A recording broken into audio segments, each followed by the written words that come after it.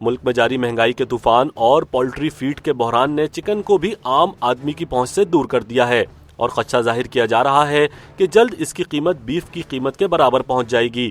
دارالحکومت اسلام آباد میں مرغی کے فی کلو گوشت کی قیمت 650 روپے تک پہنچ گئی ہے، جس کے بعد تاجروں اور پولٹری فارمرز نے خبردار کیا ہے۔ مرغی کے سستے گوشت کی دستیابی قصہ پارینہ بن سکتی ہے۔ ان کا کہنا ہے کہ اگر فیڈ کا بحران جاری رہا اور حکومت نے بندرگاہوں پر پھنسے ہوئے سویابین سیڈ کے کنٹینر کو ریلیز نہ کیا تو چکن کا ریٹ بھی بڑھ کر بیف کے گوشت جتنا ہو جائے گا۔ ان کا کہنا ہے کہ مرغی کے گوشت کی قیمت 800 روپے فی کلو سے بھی زیادہ یعنی ریڈ میٹ کے برابر پہنچ سکتی ہے۔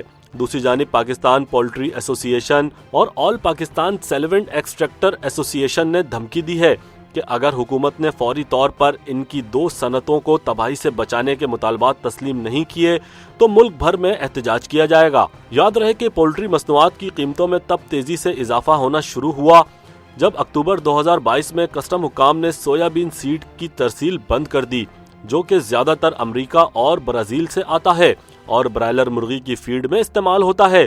حکومت کا موقف ہے کہ دنیا بھر میں سویابین سیڈ کے استعمال پر پابندی لگائی جا چکی ہے، چونکہ یہ مضر صحت ہے۔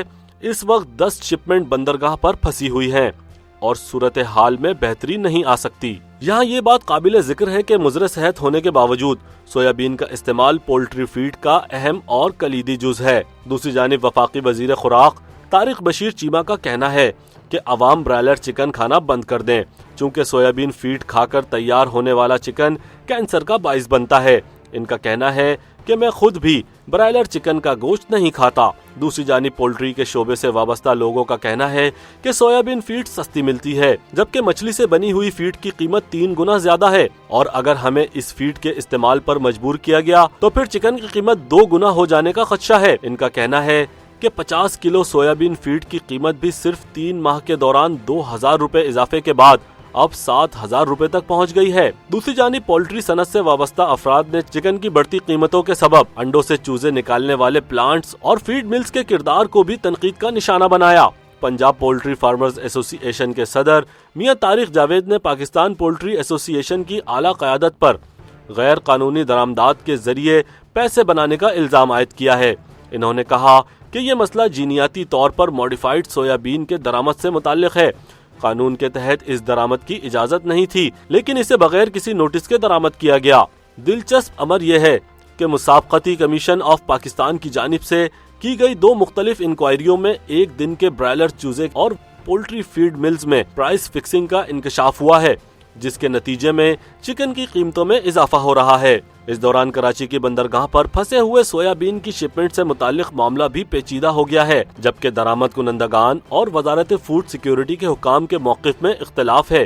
دونوں وزارتوں کا موقف ہے کہ پاکستان یورپی یونین کے بیشتر ممالک کی طرح سویابین کے بیجوں کے استعمال کے خلاف ہونے والے معاہدے کا دستخط کنندہ ہے، تاہم آل پاکستان سیلیونٹ ایکسٹریکٹر ایسوسی ایشن نے سیڈز درآمد کرنے کی حمایت کی ہے۔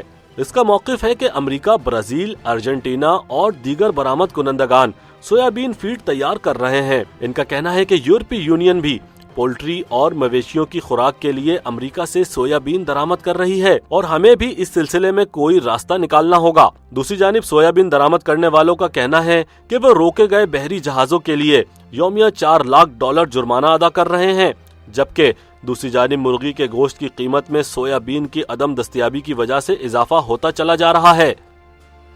YouTube پر گوگلی نیوز دیکھنے کے لیے youtube.com کی سرچ بار میں googly news T V type کریں۔ گوگلی نیوز کے پیج پر سرخ رنگ کے سبسکرپشن والے بٹن پر کلک کرنا نہ بھولیے۔ YouTube پیج پر اپلوڈ ہونے والی ویڈیوز سے باخبر رہنے کے لیے بیل آئیکن پر کلک کیجیے۔ آپ کو ہر نئی ویڈیو کے بارے میں نوٹیفیکیشن موصول ہو جائے گا۔